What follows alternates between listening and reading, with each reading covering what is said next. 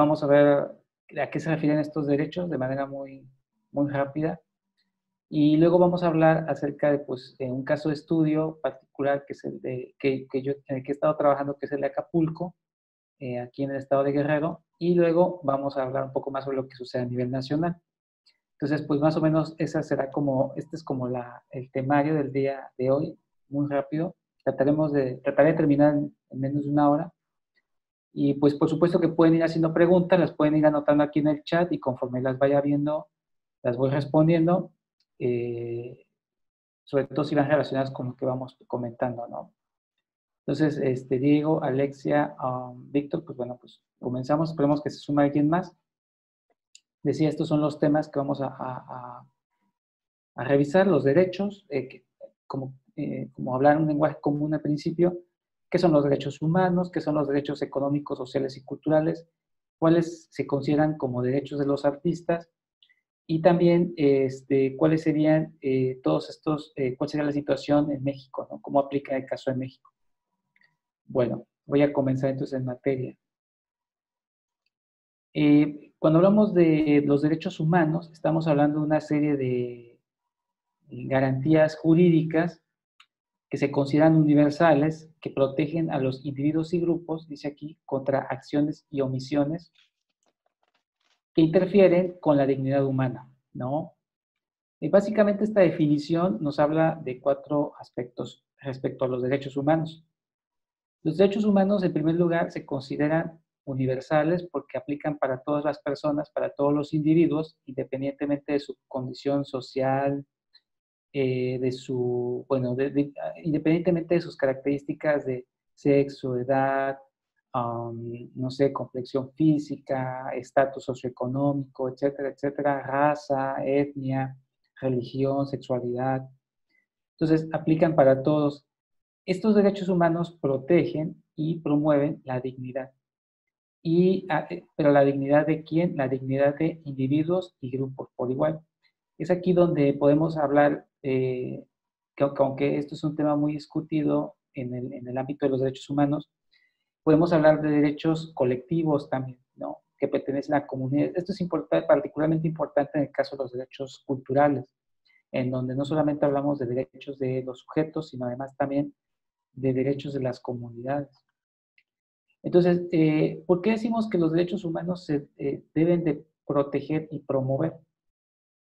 Cuando utilizamos estas dos ideas, la pregunta que surge aquí es ¿contra quién protegemos o defendemos los derechos humanos?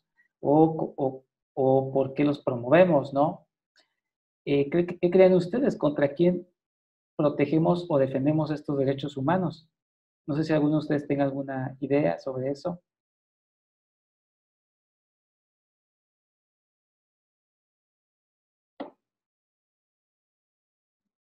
No, nadie.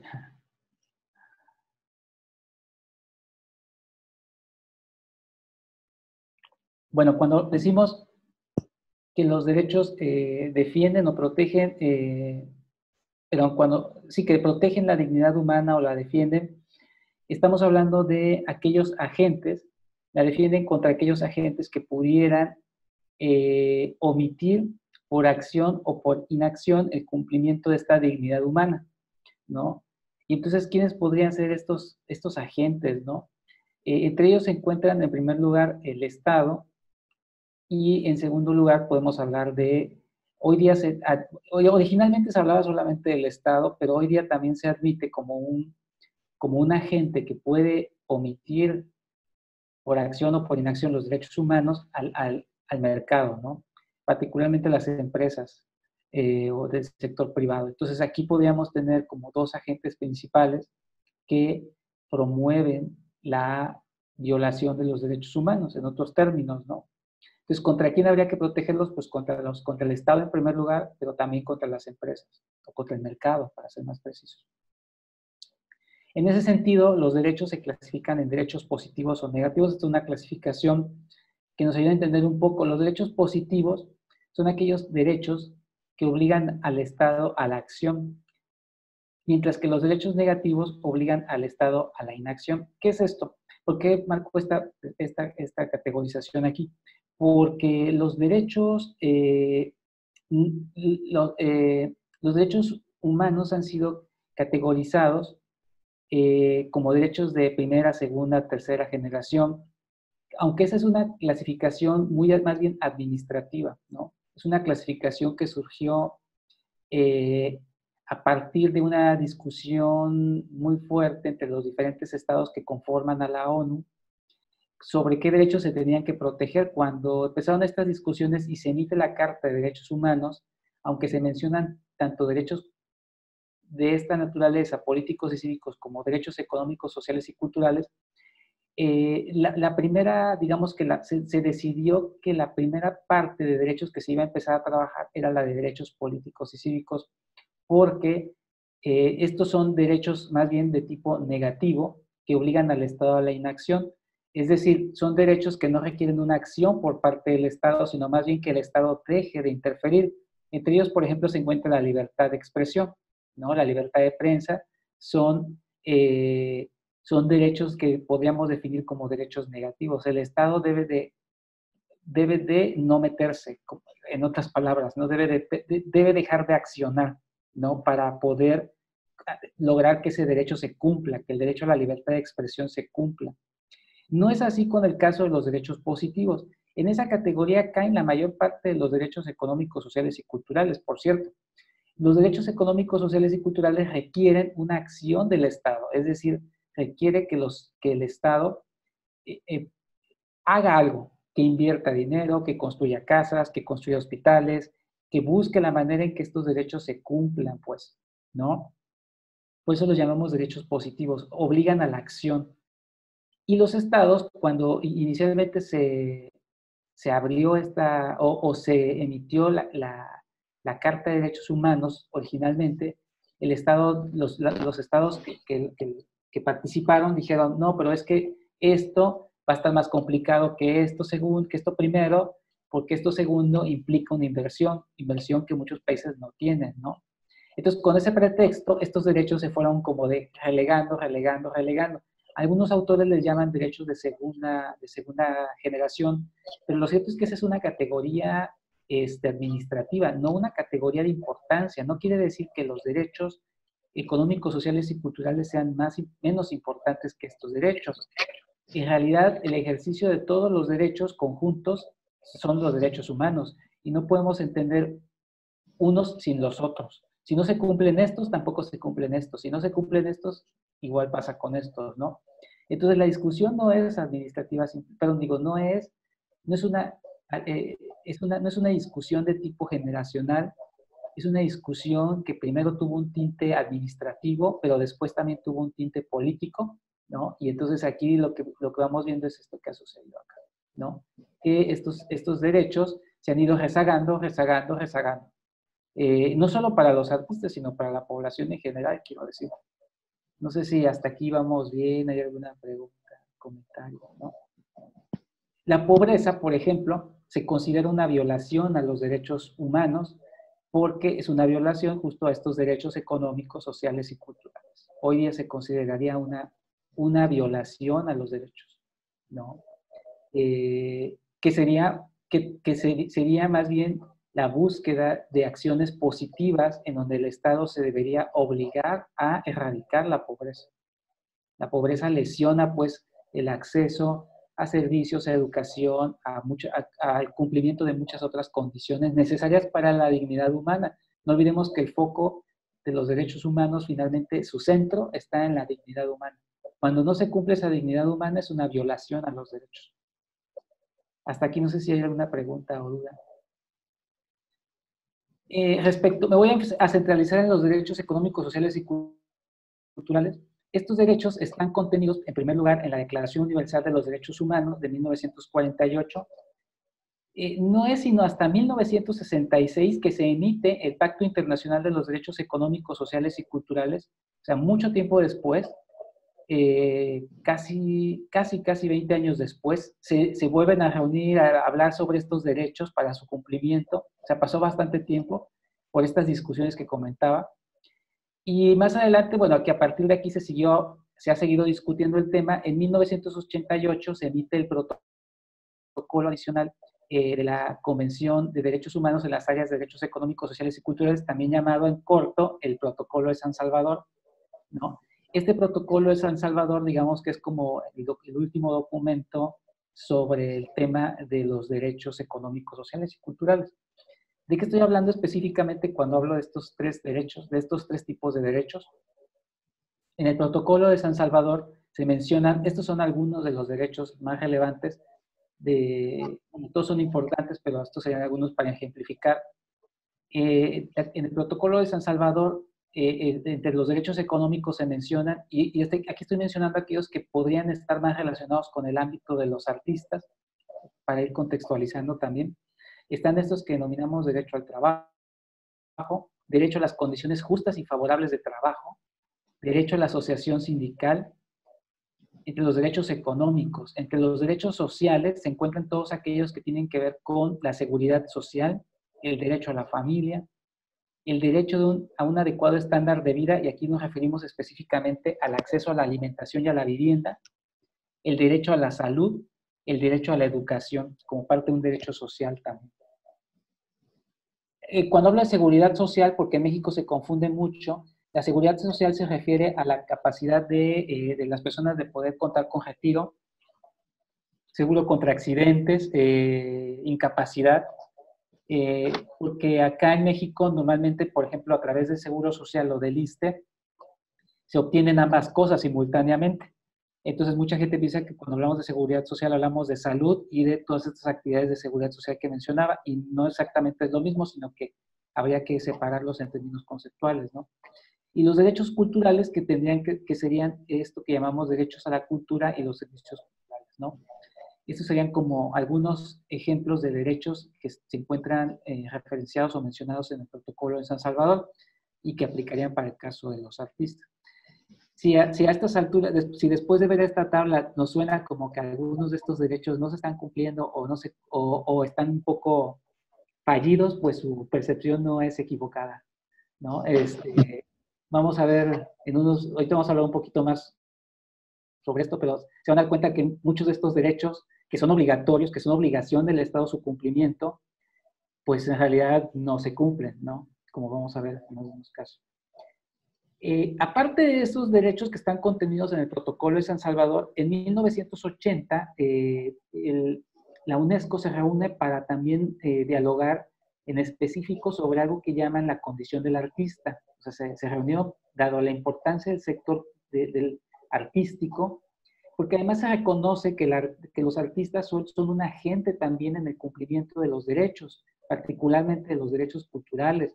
Entonces, en ese sentido, también habría que considerar que el artista tiene como, los artistas tienen una importancia en ese aspecto, ¿no? Pero además los artistas también son sujetos de derechos.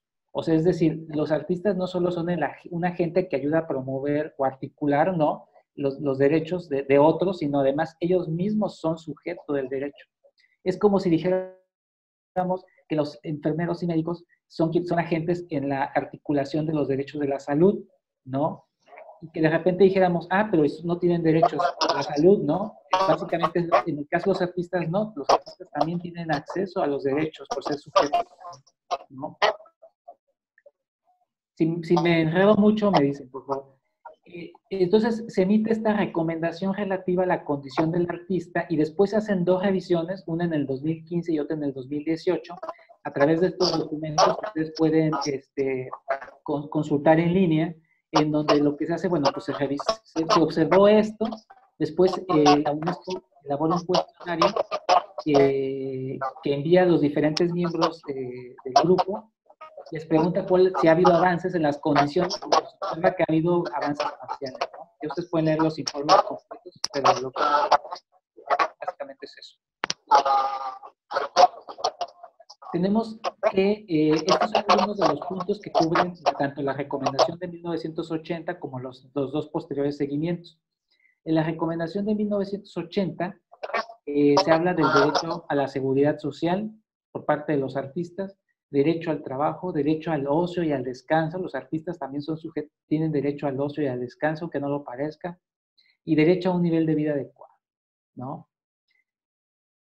Y los seguimientos posteriores incorporan otros temas. 20 años después dicen, también hay que, 30 años después dicen, otros temas importantes para los artistas de este nuevo siglo son el tema de las tecnologías de la información. Los artistas también deben de tener acceso a estas tecnologías de la información, la movilidad nacional e internacional de los artistas, la protección social de los artistas y la libertad creativa.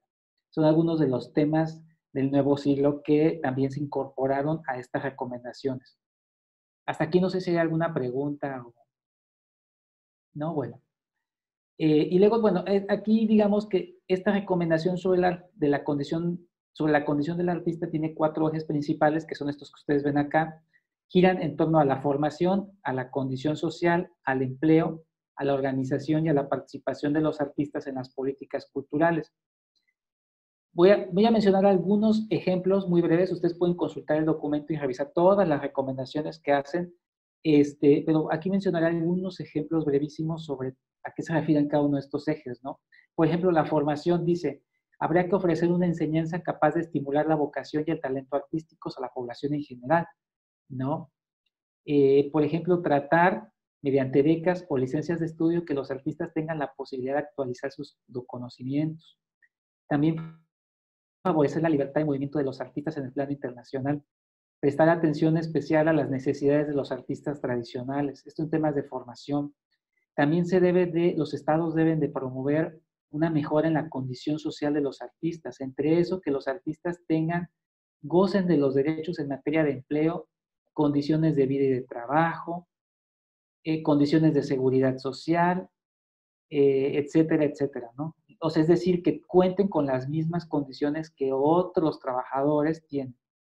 No se está pidiendo que se tengan más, se está pidiendo que se tengan por lo menos lo mismo que los otros.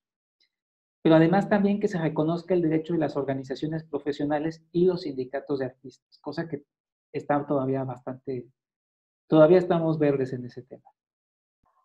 Sobre el tema de empleo y organizaciones profesionales, que, por ejemplo, los estados tomen medidas para prestar apoyos a los artistas en el principio de su carrera, ¿no? Que se tomen medidas al respecto, que se estimule la demanda pública y privada de los productos de la actividad artística. Esto sería, en otros términos, lo que llamaríamos la formación de públicos, o sea, es decir, si el Estado no promueve la formación de públicos, difícilmente va a haber una demanda pública y privada de lo que realizan los artistas, ¿no?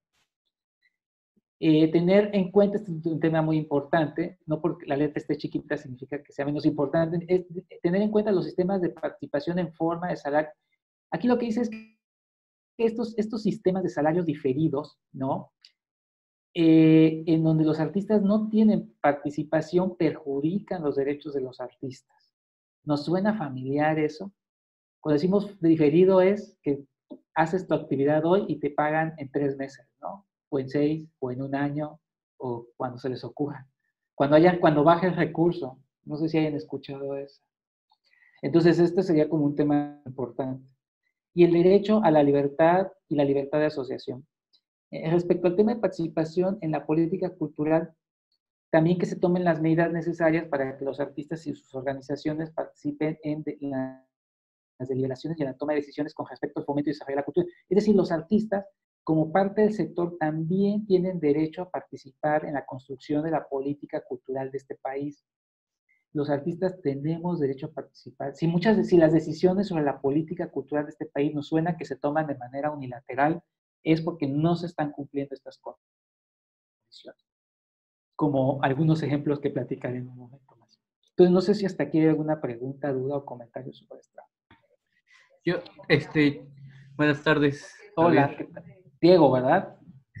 Sí, Diego. Sí, Diego. Yo nomás quisiera como aclarar, es que me tuve que, como que me moví rápido de aquí y solo quisiera aclarar algo. Esto lo promueve la UNESCO, todo esto. O Sí. sea, es por parte de la UNESCO.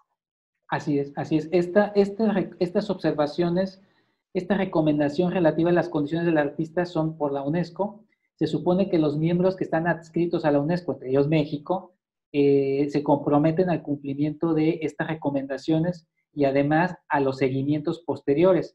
En esta recomendación se hizo en 1980, la UNESCO lo que hizo, hasta 30 años después se tardó un poquito, pero hizo digamos, en el 2014 hizo una encuesta a los diferentes Estados miembros para preguntarles cómo iban con esto, ¿no? Entonces ya contestaron en el 2015, o sea, en el 2015 reportaron resultados y luego en el 2018 hicieron una actualización, volvieron a hacer el cuestionario. No sé por qué lo hicieron tan cerca, ¿verdad? Aquí se tardaron mucho tiempo y acá luego.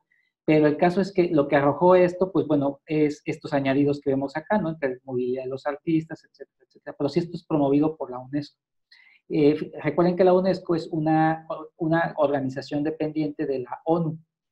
La ONU, para administrar, cuando la ONU se crea después de la Segunda Guerra Mundial, para administrar cuando se emite la Carta de los Derechos Humanos, digamos que a la UNESCO le tocan la parte que tiene que ver con los derechos económicos, sociales y culturales, y no me acuerdo, a otras dependencias le tocan otras cosas, ¿no? Entonces, digamos que eso fue lo que más o menos como sucedió.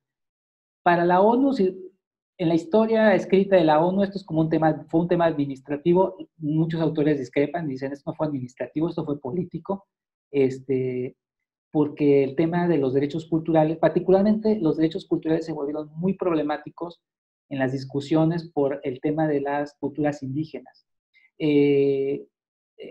Digamos que a muchos estados no les pareció que los derechos culturales se determinara que los pueblos indígenas tienen autonomía y libertad para autodefinirse.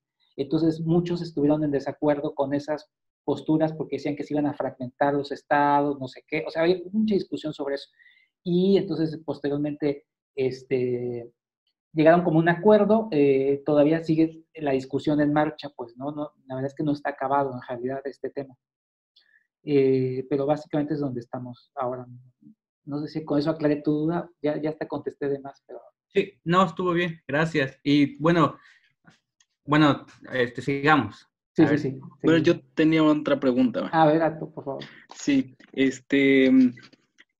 finalmente, no sé cómo la palabra es una recomendación, el documento se llama, o el título del documento es una recomendación, ¿no? Así es. No sé, finalmente se queda eso, no sé, de repente como nosotros entre personas, entre organizaciones, recomendamos, ¿no? Pero no hay como digamos, como un instrumento que aunque exista el compromiso implícito o explícito de las naciones de poder cumplir estos derechos económicos, sociales y políticos de los artistas, creo que desde la UNESCO no se le está dando no se le estaría dando, más bien dicho, vamos a llamarlo así, la obligatoriedad para las naciones en cumplir estos derechos humanos, ¿no?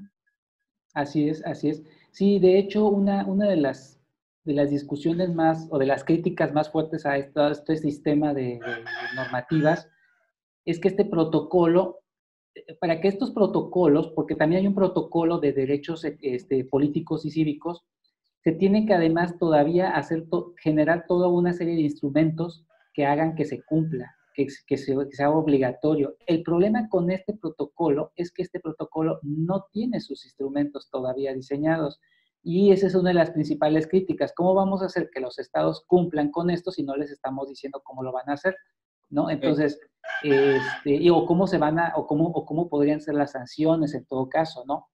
Entonces, lo que sucede es que la discusión, miren, ha sido una discusión pues como sin fin casi, porque muchos estados cuando se emitieron estos derechos, aquí en 1966 dijeron, bueno, se van a cumplir en la medida de las posibilidades. Es decir, sí, por supuesto que garantizamos el acceso a la salud, pero hasta donde se pueda, ¿no?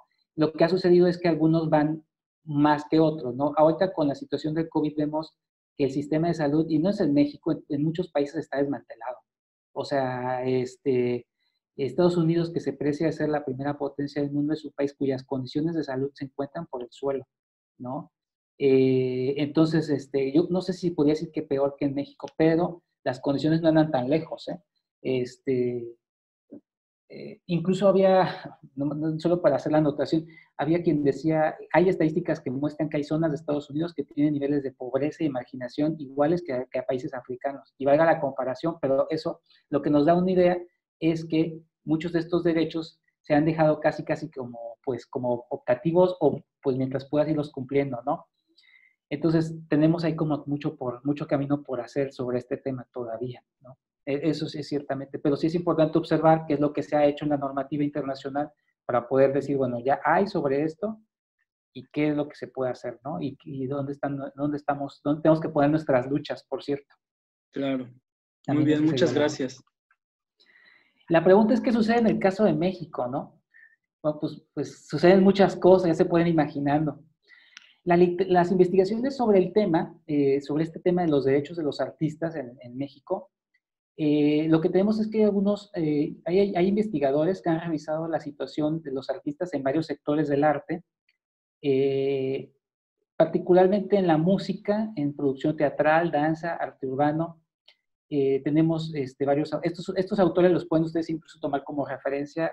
Guadarrama, Peregrino, yo creo que son de las que más han trabajado el tema. Serrano, Alejandra Serrano, que está en teatro mexicano. Son gente que ha estado como mucho en el tema, investigando sobre, pero la verdad es que no hay tantos investigadores que estén revisando qué sucede con los artistas. Y muchos de estas investigaciones se centran en el tema de lo laboral y lo económico, ¿no? Es decir, cuál es la situación sobre temas de trabajo, condiciones económicas, laborales, etcétera, etcétera. Pero además, digamos que también se coincide en algo, que es que el tema en México se está explorando. O sea, que estamos todavía revisando el tema y que estamos como apenas explorando. Es diferente a lo que sucede en países como Suecia, Noruega. Los países nórdicos tienen un poco más avance sobre estos temas. Bueno, en general ellos tienen mucho avance en muchos otros temas, ¿verdad? Como temas de bienestar y todo eso, pero sí ellos están preocupados, ellos ya no están preocupados no sé por qué, porque también tienen sus condiciones, ¿no? Pero en general en México sí se ha investigado poco, ¿no? Un servidor estuve trabajando sobre, les voy a platicar un caso, esto es como para ilustrar un poco cuál es la situación en México, les platico la investigación que realicé respecto al municipio de Acapulco. Voy a tratar de ser muy rápido en esto para que más o menos, este es un caso de estudio, quiere decir que a partir de lo que yo muestre aquí no podemos generalizar lo que sucede en todo el país, pero me parece a mí que es muy representativo y muy ilustrativo de lo que sucede en el resto de México, ¿no? Entonces, en el 2020, pues, bueno, realicé un estudio bueno, lo iniciamos en el 2019, todavía estamos en eso, que se denomina los derechos económicos, sociales y culturales de los artistas en contextos de violencia y pobreza, el caso de estudio de los artistas en Acapulco, en México. En el caso de Acapulco, yo sí quise que contextualizáramos respecto a la situación de violencia y pobreza que se vive acá, porque no sé si lo sepan, pero Acapulco es uno de los municipios de las zonas urbanas más violentas del país, si no la más, no es la más, pero creo que es la segunda más violenta del país, y también es una de las más pobres, con la mayor cantidad de población en pobreza de todo el país. O sea, Acapulco, uno no pensaría que se convirtió de paraíso a infierno, pero pues sí pasó, nos está pasando y con esta situación ahora, pues yo creo que va a estar peor el asunto. Pero a mí me interesó contextualizar, porque además creo que es importante ir contextualizando, porque hay estudios, aparte de estos que yo mencionaba acá atrás, hay estudios de artistas, pero muchos están pues contextualizados en Estados Unidos, en Europa. Necesitamos entender qué sucede con los artistas aquí, con nuestras condiciones, con regionalizados, porque no es lo mismo aquí en el sur que en el centro del país, que en el norte del país, que en la península, en las penínsulas. O sea, tendríamos que contextualizar con cada una de las circunstancias, ¿no? Entonces, bueno, contextualizamos esto, mediante una metodología de caso, entrevisté a varios participantes del sector cultural, que son más o menos los que hemos descritos acá, entre hombres y mujeres de todas las edades, que estuvieran localizados en zona urbana y rural, ¿no? Con diferentes niveles de formación profesional en las artes, ¿no? Desde los empíricos hasta los que tienen maestría en artes, ¿no? Entonces, pues bueno, ¿cuáles son algunas de las cosas que encontramos que yo considero que en efecto reflejan un poco lo que sucede en muchas partes del país? Primero que la principal actividad económica para estos artistas es que se encuentren, o sea, la mayor parte de ellos dicen, mi principal actividad es el ser artista. Claro, Pero, independientemente de eso, todos combinan esa actividad principal con una actividad a la que denominan secundaria, que es con la que obtienen ingresos, ¿no? O sea, es decir, a todos nos dicen, sí, para mí lo principal es el arte, pero tengo que tener un segundo trabajo porque si no, no como. Prácticamente nos dicen eso, ¿no? ¿Quiénes son los empleadores? El gobierno local y estatal y federal, habría que añadir aquí ahora, iniciativa privada, y muchos se autoemplean, es decir, intentan hacer sus propias empresas o como artistas, como empresarios del arte, ¿no? ¿Cuáles son las condiciones laborales? En todos los casos se describe lo mismo. Temporales, por proyecto, pagos bajos siempre en comparación con otras actividades laborales, los tiempos de pago muy prolongados, que en algunos casos van desde los 3 meses hasta el año completo, y eso que entrevistamos a 8, no me imagino si hubiéramos entrevistado a 100 personas que hubiéramos encontrado. Cada contratación implica una burocracia infernal, o sea, es decir, bueno, en sus palabras, ¿no? Si es que cada vez que vamos a realizar una contratación, una actividad, otra vez documentos. Y maltrato. La percepción de esta situación laboral es que es mala, precaria, injusta, desfavorable, incierta y las que le quieran añadir. Quienes cuentan con seguridad social, es decir, con esto que mencionaba de seguro de accidentes, incapacidad, desempleo, la obtienen a través de trabajos que no son los artísticos, es decir, a través de su segunda actividad laboral. Por ejemplo, alguien que es profesor en una escuela obtiene su seguridad social y sistema a la salud a través de ese segundo trabajo como profesor, no como artista.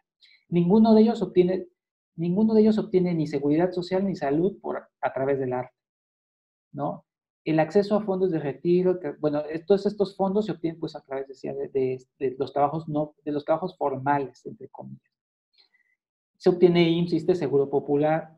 Quienes no, pues en caso de un accidente, desempleo, enfermedad crónica, pues tendrían que recurrir a parientes, familia inmediata o amigos cercanos para poder solventar la situación.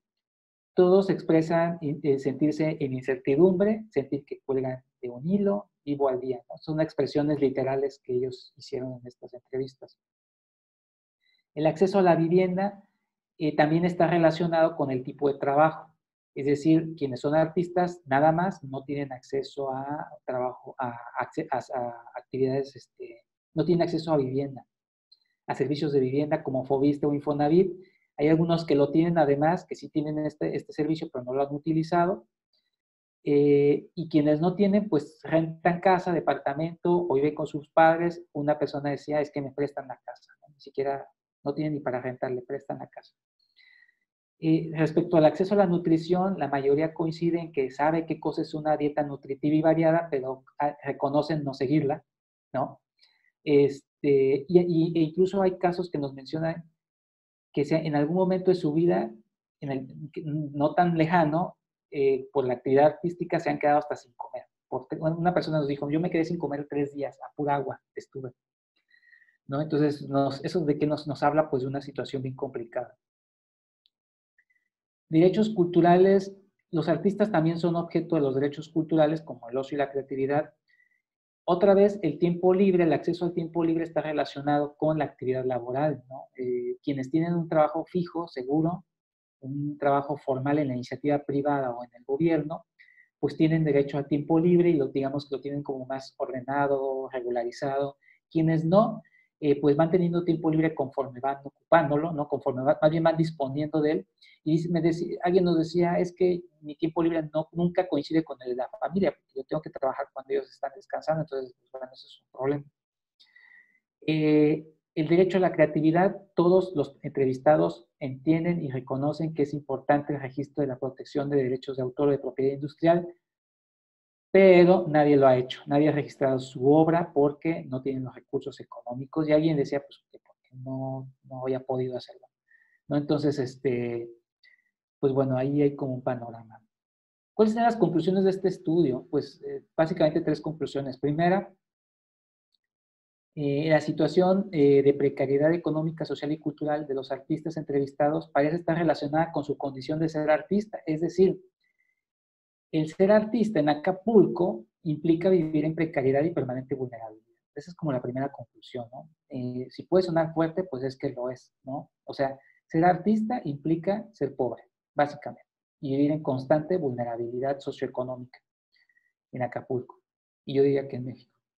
La administración pública del sector cultural y la iniciativa privada parece que promueven esta precariedad. O sea, tanto la administración pública como el sector privado generan condiciones de precarización del trabajo de los artistas. Y parece que además toman provecho de estas condiciones. O sea, no solo las generan, sino que además hacen uso y ventaja de estas condiciones, ¿no? ¿Por qué? Pues para poder, diríamos, para profitar, para obtener ganancias de esto, ¿no? Para lucrar, ¿no? De alguna forma, o para sus propios beneficios. Tercero, el cumplimiento de los derechos.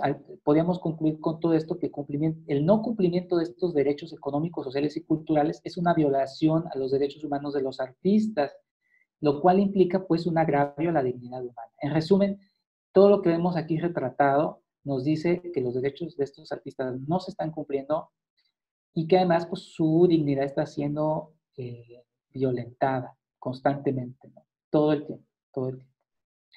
Este es un caso de estudio de Acapulco, pero creo que como les decía que nos ayuda a ilustrar perfectamente qué es lo que sucede con gran parte del país, ¿no? Porque lo podemos ver además con todo lo que ha estado sucediendo últimamente. ¿Qué sucede en la actualidad? En las siguientes láminas coloco algunas imágenes de artículos de prensa que ilustran perfectamente lo que ha estado pasando a raíz del COVID, ¿no? Toda la situación. Escuchaba a alguien que decía recientemente, el tema con el COVID es que con esta situación de la contingencia y no sé qué, es que toda la infraestructura, toda la arquitectura de sistema, de cultura de nuestro país, en realidad siempre ha sido precaria, pues. O sea, no es que con el COVID se haya hecho precaria, no, siempre ha estado precaria, endeble, ¿no? Lo que el COVID nos viene a mostrar a todos es que en efecto estaba muy precaria y esto más bien agrava la situación, ¿no? O sea, lo vuelve todavía aún más vulnerable, al sector lo vuelve más vulnerable. No sé si hasta aquí hay algún comentario, pregunta, perdón, antes de empezar con estas láminas. No, todo muy bien, todo claro. Muy bien. Bueno, yo sí tengo una. Sí, a ver, ¿Cómo hacer nosotros, independientemente de la organización colectiva, ¿no? De los diferentes grupos, tanto de artistas, talleristas, artesanos, toda la gama, pues, de la comunidad en ese sentido?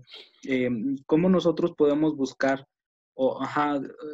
de qué instrumentos podemos hacernos valer en el sentido de, porque en la primera conclusión que usted nos compartía que hay una vulnerabilidad permanente, ¿no? Pero sí, creo que desde el ámbito de gobierno no está reconocido como un grupo vulnerable la comunidad artística, ¿no? Entonces creo que también de entrada sería un buen paso lograr que el gobierno, o en este caso, perdón, el Estado, lograra identificar o se lograra pues identificar a la comunidad artística como un grupo vulnerable finalmente, ¿no? Y eso pues yo creo que se le puede dar algunos derechos, como por ejemplo el acceso a créditos, ¿no? Desde la parte de desarrollo económico, normalmente se le da ¿qué? A las microempresas, ¿no? A las mujeres solteras, por ejemplo, madres solteras, perdón, ¿no? Que son grupos vulnerables. Pero entonces existiría por ahí algún instrumento del cual la comunidad se pudiera hacer uso para poder lograr ese reconocimiento como comunidad vulnerable. Sí, creo que un primer tema muy buena pregunta, un primer tema y que creo que es, lo menciono más adelante, casi al final para cerrar, pero me adelanto un poco. Un tema importante es que, hablando al principio mencionaba como qué se ha hecho, qué se ha investigado sobre el tema, qué bueno que lo preguntas. Una cosa que no sabemos en realidad, que ese siempre ha sido un problema no solo aquí en México, sino en muchos otros países, es que en realidad no sabemos cuántos artistas somos. Ese es un primer tema, ¿no? Ni en qué condiciones estamos. Alejandra Frausto, antes de entrar a ser secretaria de Cultura, una de sus declaraciones fue, se va a hacer un censo de los artistas de México para saber cuántos somos, dónde estamos y en qué condiciones estamos. Creo que eso sería un primer paso importante. Digo, decirlo suena muy sencillo, Pero Claro. hay una serie de problemas metodológicos importantes que nadie ha logrado salvar y que ahí es donde está el meollo del asunto, porque se tiene que sentar, o sea, hay que sentar a los investigadores a hacer pues ese trabajo, ¿no? ¿Y cuál es ese un primer obstáculo conceptual que es qué cosa es un artista, ¿no? Entonces, ¿por qué? Porque pues sí, claro, pues puede ser artista, si yo aquí me siento y me pongo a hacer poemas, pues ya me siento artista, ¿no? Entonces, la pregunta es, ¿quién es un artista? ¿Quién tiene formación profesional? ¿Quién ha cursado un diplomado? ¿Quién se dice a sí mismo artista? Hay una serie de criterios. Hay varios autores que señalan como una serie de aspectos que se pueden considerar a la hora de definir quién es artista. El primer punto y el más importante es quién se autodefine como artista. Ese sería como un aspecto. Es decir, alguien que se dice a sí mismo, ¿sabes qué? Yo soy pintor, aunque pinte flores o no sé, no tengo nada contra las flores, pero por poner un ejemplo, eh, eh, si esa persona se define a sí misma como artista, podría entrar como artista. Pero los criterios para el gobierno tendrían que ser, o para el Estado, tendrían que ser más rígidos, ¿no? A lo mejor podrían ser un poco más específicos. Un segundo criterio es quienes están adscritos a grupos de artistas, por ejemplo, ¿no? Esa persona podría calificar como un artista. Tercero, aquellos que tienen actividad que genera ingresos como artista, es decir, y que además, por ejemplo, están dados de alta en Hacienda como artistas o que, no sé si me estoy explicando, o sea, es decir, que de alguna manera tiene ese reconocimiento. Y tercero, quienes son reconocidos por la comunidad de artistas como artistas. Es decir, quienes han recibido premios, quienes han recibido becas, ¿sí me estoy explicando? O sea, esas podrían ser algunas de estos 4 criterios son como los más importantes que se han utilizado en otros países, en los países nórdicos, por cierto, que se han utilizado para identificar quiénes son los artistas, ¿no? El primero es el más débil de todos, pero digamos que es el más, también se reconoce como uno de tantos. Creo que en México se tendría que utilizar alguno de estos 4 criterios o los 4, o a lo mejor 3, los 3 últimos, para decir, bueno, estos son los artistas, y a partir de esto vamos a empezar entonces a censar a los artistas. Mientras no vamos a poder, mientras no sepamos quiénes son, dónde están, qué están haciendo, cómo están, no vamos a tener, va a ser muy complicado tener una solución pues sobre el tema, ¿no? No sé si contesté un poco la pregunta, esa es una Sí, primera respuesta. sí, Bueno, sí, entonces, sí. que para ahí es importante la información, ese sería como el aspecto, ¿no? Hay que saber qué está sucediendo, creo que no lo sabemos, ni la Secretaría lo sabe tampoco, por cierto, ¿eh? O sea, ni con todo el recurso que puedan tener, se la pasan haciendo diagnósticos y los Ujú, diagnósticos, pues no sabemos qué son de esos diagnósticos, la verdad. claro. Pues Gracias. bueno, sí, sí, sí, entonces, ahorita regresamos a ese punto, ¿eh? Porque viene al final, ¿no? Pero aquí, ¿qué es lo que hemos encontrado, por ejemplo? ¿Qué situaciones hay en México? Por ejemplo, esta nota a mí me llamó mucho la atención, porque ¿quién protege a los protectores del patrimonio, no? Que también forman parte del sector también, ¿no? A lo mejor no de artistas, pero de los gestores culturales. Aquí me gustaría mencionar, porque a veces se separan en términos, por supuesto que no es lo mismo ser un artista que un gestor, pero quiero decirles que el ecosistema en general del sector cultural está en las mismas condiciones, ¿eh? O sea, los gestores también están en condiciones muy similares a los de los artistas, o sea, no andan tan lejos. Particularmente los gestores de nivel, digamos, en la jerarquía, como los que están en la base de la pirámide de jerarquías. No, no Alejandra Frausto, evidentemente, pero los que están hasta abajo y como niveles bajos y medios se encuentran en condiciones deplorables, ¿no? Y aquellos que se dedican a la protección de los artistas, del patrimonio, de los derechos, bueno, no la pasan bien tampoco, ¿no? Es decir, tenemos un sector, no tenemos solamente al sector artístico, quiero decir, pues tenemos a todo un ecosistema, todo el sector cultural está en condiciones deplorables, pues esa es la realidad, ¿no? O sea, no es nada más los artistas, son todos los que están alrededor. Entonces ahí pues, tenemos muchas situaciones. También tenemos este tema, este artículo este artículo se emitió como un poco hablando sobre lo que estaba pasando con el COVID, ¿no? Como este peligro de esta oferta que ha habido de actividades gratuitas en Internet, sobre temas culturales, etcétera, etcétera. Y decía, ¿cuáles son los peligros sobre el tema de la cultura, ¿no? Que estemos, porque además, yo veía por ahí uno de estos memes que son chistosos pero al mismo tiempo tristes, que decía algo así como, eh, ahora que todos estamos encerrados nos damos cuenta de la importancia de la cultura y las artes, ¿no? Y esperemos que cuando se disminuyan los presupuestos de cultura también todos nos acordemos. Pues sí, ciertamente, o sea, lo que ha sucedido ahora mismo es que todo el mundo dice, no, pues las artes, la cultura, el canto, eh, lo que podemos ver a través de Netflix o de streaming. Pero todo eso que tenemos ahí, pues es una oferta de cultura que alguien ha pagado por ella, ¿no? O sea, se le ha pagado a los artistas, se le ha pagado a los productores, a las instituciones. No podemos seguir, y también aplica a la época pre-COVID, no solamente para la época post-COVID, sino también a lo que veníamos arrastrando desde antes, este asunto de la cultura como algo gratuito, ¿no? Entonces yo ahí creo que es importante que digamos, que aquí se establezcan, pues, que el sector vaya estableciendo sus propias condiciones sobre el tema de la cultura gratuita, ¿no? La cultura no puede, sí y no. O sea, creo yo que en efecto el derecho a la cultura tendría que ser gratuito porque es un derecho, ¿no? Pero entonces, ¿quién va a garantizar que eso sea gratuito? El Estado. Entonces, ahí tenemos como el Estado tendría que ser el promotor de estas condiciones. Bueno, aquí tenemos a nuestra querida Alejandra Frausto diciendo, pues, que la Secretaría va a tomar medidas para apoyar a los artistas ante emergencias por el coronavirus, ¿no? Esto fue antes de que se declarara, no, unos días antes, justo cuando se declaró la cuarentena, ¿no? El 21 de marzo, no sé, sí, fue 2 días después, porque si no me recuerdo fue el 19 de marzo que se declaró. Entonces, ella declaró esto, ¿no? Pues muy bonito, todo muy, muy bonitas las declaraciones, pero bueno, y entonces viene la noticia, ¿no? Días después, desaparecerán 7 fideicomisos de cultura por el plan de bienestar, ¿no? Entonces, sí, todo sea por subsanar los problemas que están ocurriendo con el COVID, pero quien paga los platos rotos, pues como siempre es el sector cultural, nuevamente, ¿no? Desafortunadamente. Y luego, bueno, la Secretaría de Cultura intenta resarcir un poco de la situación de los artistas con programas como este de Contigo en la Distancia, en el que se otorgó 20,000 pesos a cerca de 1,300 o 1,400 creadores del país, de 3,000 que participaron en la convocatoria. 20,000 pesos para subsistir pues durante los meses de contingencia y los posteriores, supongo, porque las actividades no se van a reactivar inmediatamente, ni los públicos ni los ingresos, ¿no?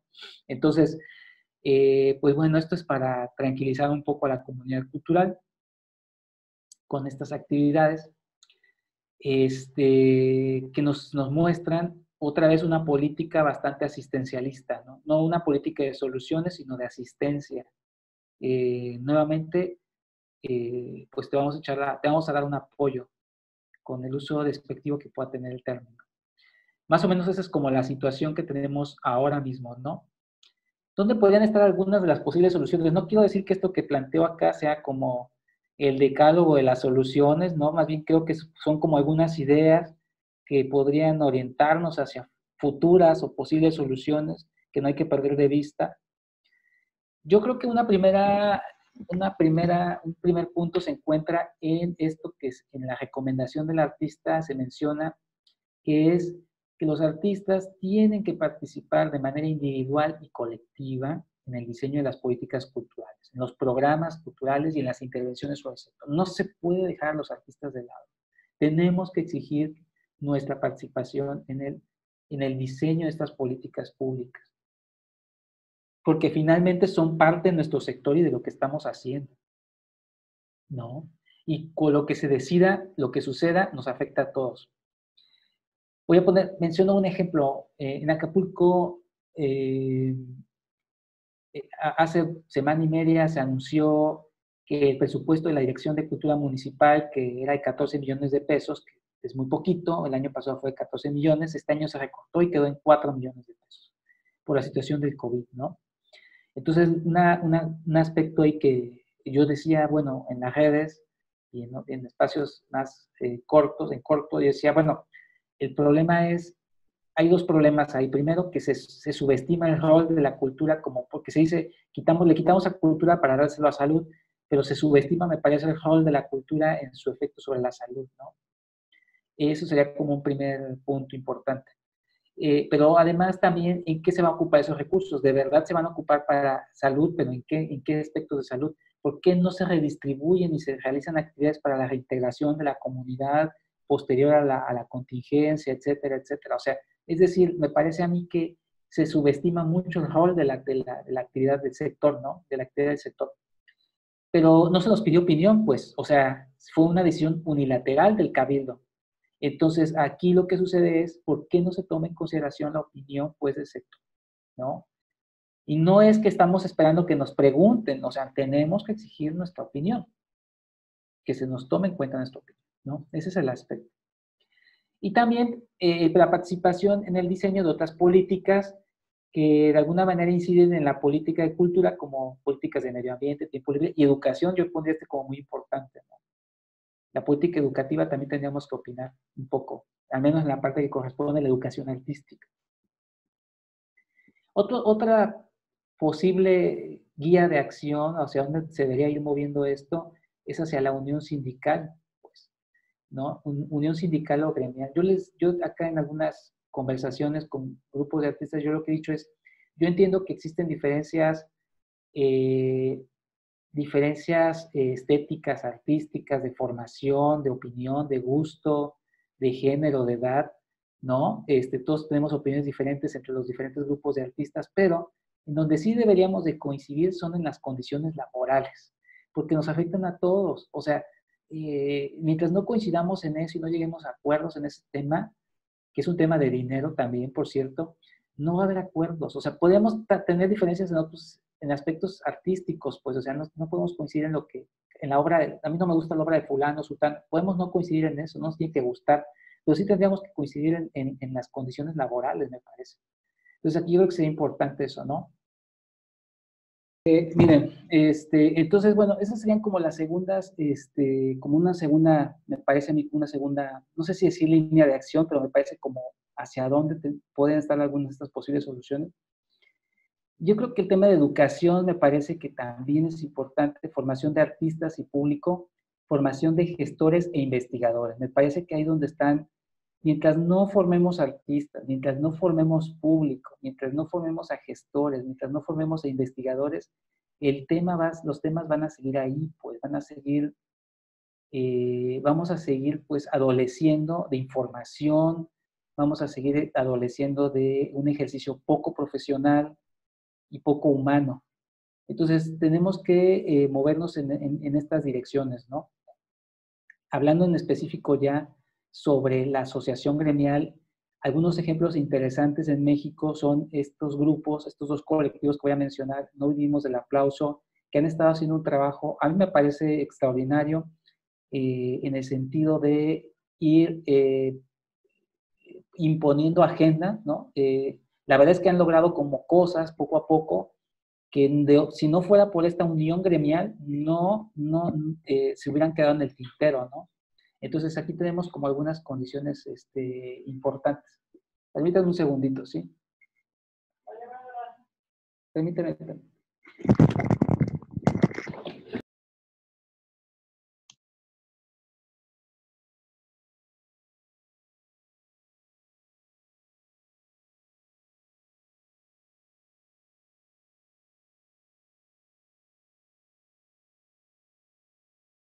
¿Qué onda, Kate?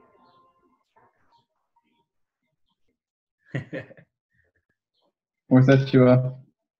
Bien, ¿y tú? Bien, bien aquí, poniendo y tomando notas, según. Bien. Sí, así es. ¿Sigues aquí en México o estás en otro lado? Sigo en Polonia. Ah, está chido. Sí, Qué chido, bro. Saludos desde hasta allá. aquí ya son la 1. ¿De la mañana? Sí, ¿Qué horas tienes, Iván? son la 1 de la mañana. Ay, qué desvelado. Bueno. Bueno, perdón, pues seguimos. Entonces, miren, entonces tenemos estas asociaciones gremiales que nos dan pues un ejemplo de lo que sucede a nivel nacional, pero a mí me parece que estas asociaciones gremiales bien podrían ser un ejemplo a nivel local, me parece. O sea, es decir, no podemos esperar que ellos resuelvan todos los problemas nacionales, pero creo que a nivel local tendría que suceder eso, ¿no? Yo lo comento, lo digo en el caso específico de Acapulco, porque lo vivo acá. Se anuncia pues este recorte de la Dirección de Cultura y la comunidad cultural se queda callada. O sea, muchos dicen, pues es que a mí no me afecta. ¿Cómo no? Yo no trabajo para la Dirección de Cultura. Pero tú dices, no, no trabajas para la Dirección de Cultura, pero hay que recordar que la función del gobierno es generar condiciones que permitan que todos podamos trabajar, ¿no? Si no hay dinero, esas condiciones no se generan. Entonces, a mí me parece que al final del día nos pegan a todos, ¿no? Tú puedes no trabajar directamente para el gobierno del Estado o para el gobierno federal, pero lo que haga el gobierno federal al final del día nos va a afectar a todos. Por tanto, tenemos que estar, estar conscientes de esta obligación, ¿no? De ellos. Otro grupo es el Movimiento Colectivo de la Cultura y el Arte en México, que también son otro grupo importante. Ellos también han estado con varias consignas, entre ellas el tema del FONCA en las últimas semanas, ¿no? Y que bueno, que también habría que considerar y seguir de cerca, ¿no? Para ver qué están haciendo y qué han estado haciendo y cómo lo van a ir moviendo, ¿no? Me parece a mí que, reitero, que estos movimientos gremiales, no sindicales exactamente, más bien gremiales, nos dan la pauta pues para replicarse a nivel local, me parece, ¿no? Yo no, insisto, no creo yo que esto se tenga que hacer solamente a nivel federal, sino irlo replicando de forma local para poder tener avances en los diferentes niveles de gobierno en el cumplimiento de los derechos, de los diferentes derechos. Recordar que es obligación del Estado el cumplimiento de los diferentes derechos de todos y en el caso de los artistas que estos derechos económicos, sociales y culturales se cumplan pues para que los artistas pues tengan una vida digna, ¿no?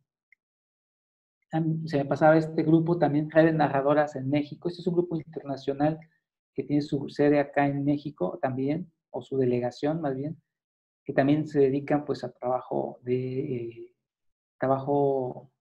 activismo en ese sentido. Y bueno, pues muchas gracias, sería todo por mi parte. Disculpen las interrupciones, pero bueno, ya saben acá. Home office.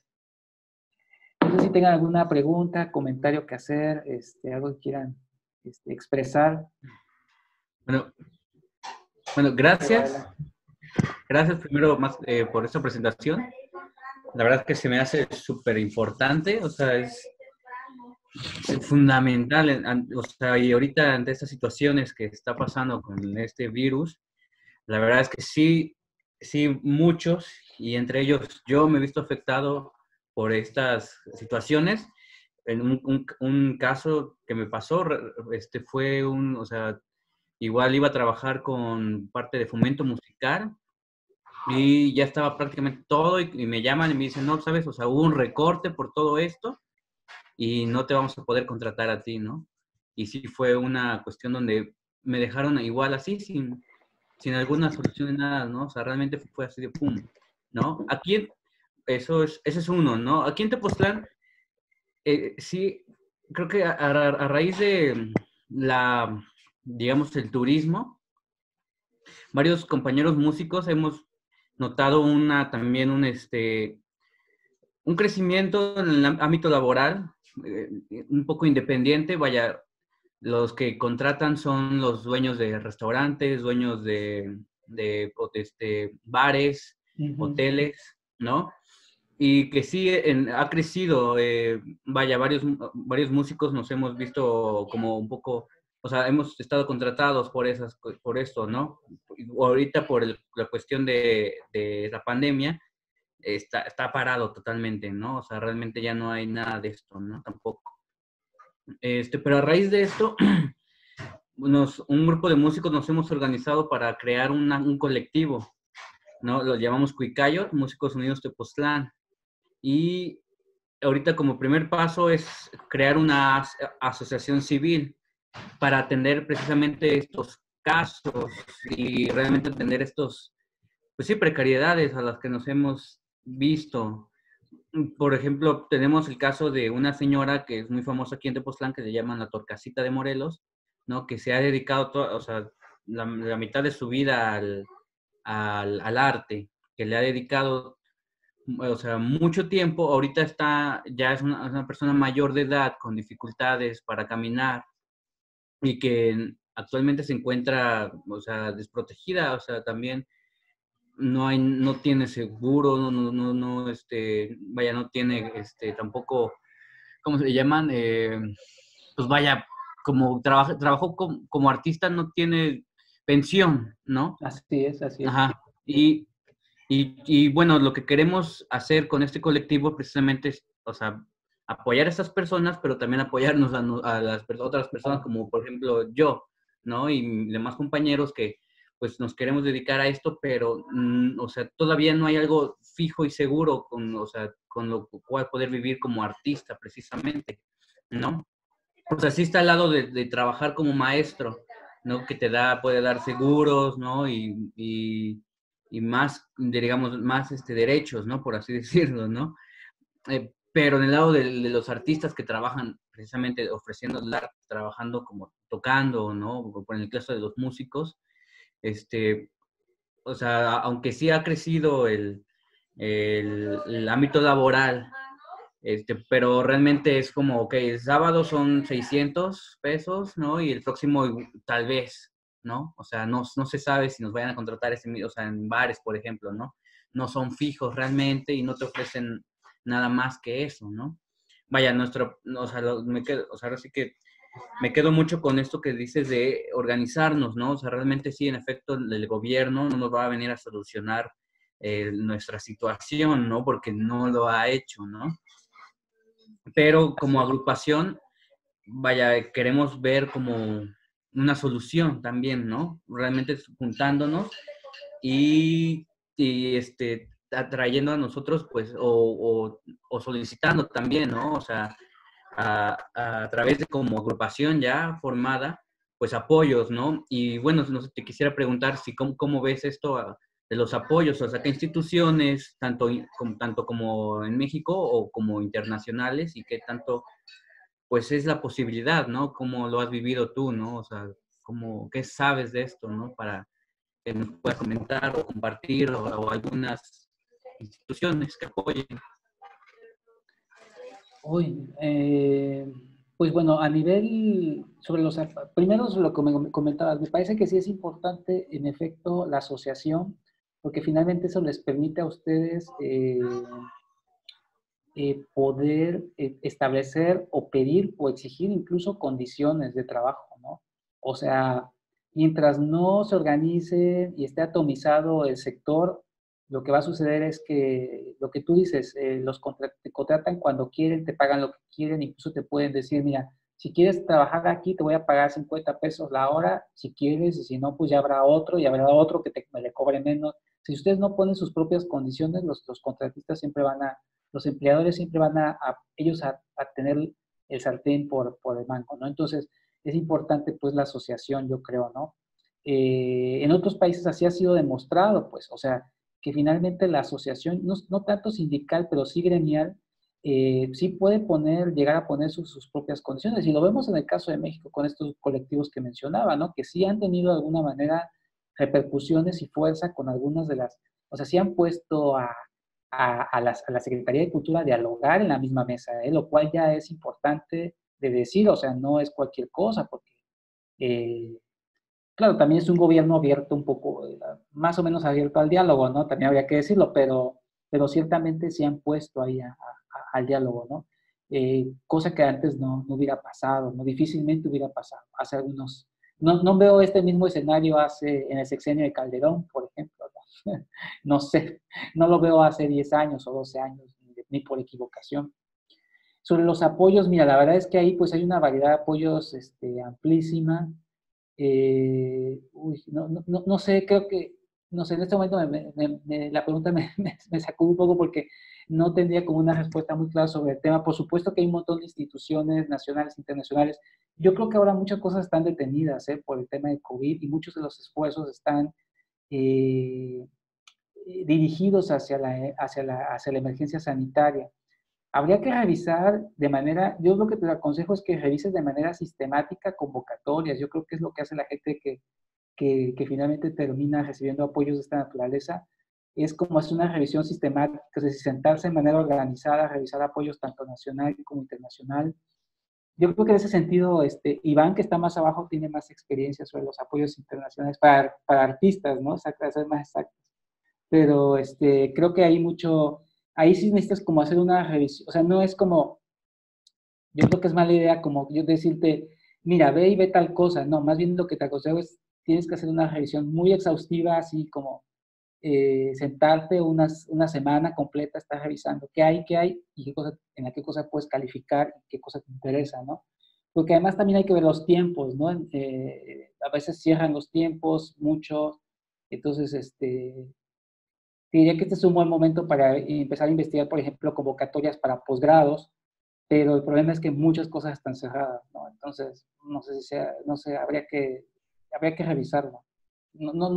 Ahí sí creo que no te puedo ayudar mucho con esta pregunta, pero más o menos es bajo mi experiencia es lo que te podría decir al respecto. No sé si alguien más tiene alguna pregunta por allá. ¿Quién más está aquí? Yo tengo una pregunta. Sí, Iván, dime. Bueno, sabemos en general que las condiciones de México y en todos los países regularmente, obviamente hay un porcentaje de informalidad laboral, entre ellas la parte artística, que es como lo que dicen, nos contratan cuando quieren, porque ese es un trabajo eventual, entre comillas. En el caso de la música, más que nada porque es un arte inmaterial. ¿Tú qué recomendarías para iniciar o contrarrestar esta informalidad a un nivel local? Sí, iniciar una asociación, entiendo bastante lo que toca, el tema que toca Gabriel. Pero ¿qué recomendarías? Por ejemplo, no sé si fuera recomendable, no sé, elaborar contratos previos. De principio. ¿O qué recomendarías? Sí, por Sí, no, o supuesto. sea, me refiero, eso es pensándolo siempre en las condiciones que nos convienen, ¿no? Sin embargo, sabemos que es un todo y regularmente, incluso las mismas, en este caso, establecimientos, no cuentan ni con las regularidades para poder contratarnos. Entonces, creo que desde ahí vamos mal, ¿no? Sí. ¿Qué sería lo recomendable como para comenzar a suprimir esa parte? Sí, aquí hay dos acciones que yo creo que son relevantes. Una primera, eso tú mencionas, la formalización de las condiciones laborales, ¿no? Primero, empezar a acostumbrar a la gente a utilizar contratos, ¿no? De trabajo. O sea, nada de que, pues cuando puedes, cuando quieres, o con las condiciones que tú quieres, ¿no? Sino empezar a formalizar. Pero además que se empiecen a agrupar, pues yo insisto, aunque tengamos diferentes perspectivas como músicos, diferentes tipos de formación, diferentes gustos, etcétera, hay una condición laboral que tenemos que defender todos, ¿no? Eso es importante. Ahora, Claro. eso por un lado. Por el otro, también también lo que se observa es una inacción por parte del gobierno, ¿no? Es decir, el gobierno deja que estos espacios funcionen de manera irregular, no solamente en temas sanitarios sino también en tema de contratación de personal, etcétera, etcétera, ¿no? Entonces, también ahí tenemos, o sea, aquí los agentes que están generando la violación de derechos humanos, si lo queremos ver de esta forma, son no solo la empresa, sino también el gobierno, porque no está cumpliendo con sus actividades de regulación. Y esas son las condiciones que tendría que estar regulando y vigilando que se estén cumpliendo, ¿no? No solamente el tema de los alimentos, sino también otras condiciones laborales, porque también hay otros trabajadores dentro de estos espacios que seguramente sus condiciones laborales no están siendo vigiladas, ¿no? Y aparte de los artistas que trabajan ahí. Entonces, yo ahí vería como principalmente dos líneas de acción. La primera es formalizar el trabajo, ir estableciendo tarifas, ¿no? O ir regularizando estas tablas de tarifas. Y segundo, empezar a hacer cabildeo con el ayuntamiento y decir, necesitamos que se regularicen las contrataciones de los artistas en específico. Ya si tú no, ya También habría que pelear por los derechos de otros artistas, de otros trabajadores, pero bueno, en específico de los artistas, ¿no? Para empezar, que se regularicen estas situaciones y que se vigilen también, ¿no? Que se estén cumpliendo. Entiendo, sí, sí, me saltan muchas ideas, creo que es. Sí, a lo Bueno, mejor esto es como muy, puede sonar muy ideal, pero es que yo creo que si no levantamos la voz y no estamos constantemente diciendo, estas condiciones no se cumplen, esto no está sucediendo, esto no se hace, si no lo estamos diciendo una y otra vez, nadie va a hacer caso. Entonces, necesitamos estarlo repitiendo constantemente, repitiéndolo y accionando, pues, o sea, miren, aquí hubo una situación hace un par de años con el gobierno municipal, la administración previa. El gobierno municipal adeudaba cerca de 1,5 millones como a 30 creadores diferentes. 1,5 millones de pesos. No es tanto, pero para algunos creadores eso para algunos les debían 30,000 pesos, a otros 20, a otros 10, a otros 5. Para algunos esa es la quincena de la semana, o es una quincena, ¿no? O alguien dijera, son 2 botes de leche para el bebé, ¿no? Entonces, eh, o sea, es decir, es un dinero que pues finalmente es para la subsistencia, ¿no? Y muchos artistas pues callados, ¿no? Oye, me deben, todos enojados, todos enojados. Alguien convocó y dijo, hay que reunirnos para poder, se reunieron, empezaron a dialogar, a presionar a través de los medios también, ¿no? Y entonces el gobierno tuvo que sentarse en la mesa y dialogar con este grupo para decir, bueno, a ver, ¿cómo les pagamos? No, pues ya páguenos, o sea, nos deben desde hace 2 años, o sea, no es posible. Lograron que les pagaran a todos, al final. El grupo ya se disolvió, qué mal, ¿verdad? Porque ahí había como una sinergia importante, pero se logró al menos en ese momento que se cumplieran los contratos, ni siquiera contratos, que se cumplieran los compromisos de pago, ¿no? Si en verdad tuviéramos esa misma energía para poder hacer estos grupos, yo entiendo que hay muchas diferencias en la comunidad cultural, los artistas pueden ser muy temperamentales, ¿no? Etcétera, etcétera, pero creo que si logramos sobrepasar por un momento algunas de esas cosas, vamos a poder construir acuerdos laborales que nos van a beneficiar a todos, ¿no? Empecemos por la localidad, por ejemplo, empecemos por Tepoztlán, por Acapulco, y de ahí podamos irnos moviendo al estado, ¿no? Y así sucesivamente. Espero haber contestado tu pregunta, Iván. sí, sí, bastante, bastante. Me queda muy claro el punto. Muchas gracias, Javier. Sí, sí. ¿Alguien más acá? Sí, sí, por favor. Bueno, entonces, digamos, por ejemplo, en el caso de Tepoztlán, que los que contratan son hoteles, restaurantes, bares. O sea, nosotros como agrupación podemos ir al gobierno, al ayuntamiento, por ejemplo, en este caso, a decir, miren, están violando mis derechos laborales, mis derechos artísticos, o le ves caso, o incluso, bueno, esa es una, ¿no? Si se puede realmente hacer eso. Y la otra es qué caso, bueno, si también tiene mucho sentido también ir a la UNESCO, por ejemplo, que está proponiendo estos derechos del artista. O sea, igual, pues me imagino de hacerlo como mandando y mandando, ¿no? Para que también de alguna manera hagan caso, ¿no? Pero bueno, le ves necesario, o sea, realmente esta es una solución, el estar, o sea, en el caso de Tepoztlán, que es lo que pasa, ¿no? O sea, con estos hoteles, restaurantes, bares, si no se cumplen estos derechos, o sea, ir ante ayuntamiento, ir al gobierno, digamos, local, aquí municipal, y exigir esto. Sí, yo no sé si específicamente tenga uno que ir, no sé si esa sea la solución de principio. Creo que hay que empezar a cabildear esto, o sea, es decir, hay que sentarse con gente por ejemplo, con aquellos, por ejemplo, aquí en Acapulco, en el Cabildo hay uno de los, ay, se me fue el término, bueno, una de las personas que está ahí, uno de los regidores, digamos que es el regidor de temas de cultura. Hay que empezar a dialogar con ese regidor en primer lugar, en primera instancia. Oye, las condiciones son estas. ¿Tú qué estás proponiendo como regidor para que las condiciones nuestras mejoren en Tepoztlán? no está haciendo nada, hay que ir con la autoridad que sigue, la presidencia municipal. Algo que tienen ustedes de ventaja es que Tepoztlán es un municipio más pequeñito que el de Acapulco. Acapulco aquí, la burocracia para llegar a la presidenta municipal, hay que subir la escalera al cielo y bueno, ¿no? Entonces, no me imagino en la Ciudad de México, debe ser una aventura lograr contactar a Sheinbaum, ¿no? O cualquier otro. Pero aquí, pero ustedes que, digamos, yo estoy seguro que van en la calle se encuentran a los miembros del cabildo, ¿no?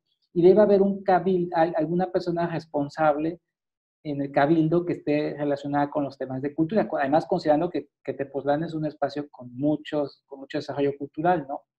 Entonces yo diría, habría que acercarse y empezar a plantear esta problemática, ¿no? Oye, ¿cuál es la problemática? Es esta, pero no de manera individual, creo que de manera colectiva sería la solución, ¿no? Por la forma de ir solucionando. Quiero decir que esto no se soluciona de un día para otro, ¿eh?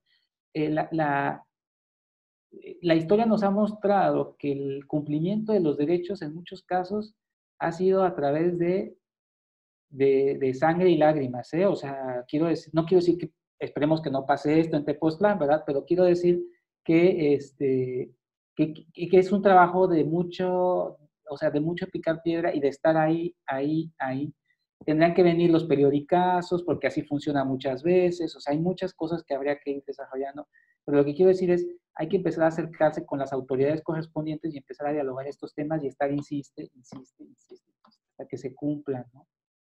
No hay otra forma, ¿eh? Si aquí hemos estado años lidiando con el tema y aún así las condiciones siguen siendo, o sea, ahorita les decía, se generó esta reducción del presupuesto y nadie sale a dar una explicación, o sea, ni siquiera se dice por qué no se consultó a la comunidad, o sea, no, o sea, y eso que hay gente reclamando, ¿no? Pero como la comunidad es una comunidad muy fragmentada, muy atomizada y no se une para este tipo de cosas, lo que sucede entonces es que pues nos pasan por encima a todos, ¿no? Y eso es lo que va a seguir pasando en el resto del país mientras no hagamos algo al respecto. Esa es la realidad. Bueno, no sé si, espero que esta bonita plática les haya resultado inspiradora. No se vayan a meter revolucionarios, solamente hay que defender nuestros derechos, no solo como artistas, sino también como gestores, porque muchos también la hacemos de gestores, ¿no? Tenemos que, como artistas, hacerla un poco de todo. También como los gestores también estamos muy precarizados aquí en México. Entonces también eso es importante. Es todo el ecosistema cultural, yo diría, todo el sector está precarizado en general. El de los espacios artísticos, o sea, todos nos las estamos viendo muy complicadas, pero son estas condiciones que hemos dejado que nos sobrepasan, ¿no? Como gremio. Entonces yo creo que hay que ir dirigiendo esfuerzos hacia allá, justamente. Claro. No sé si hay más preguntas o comentarios, pues les agradezco mucho.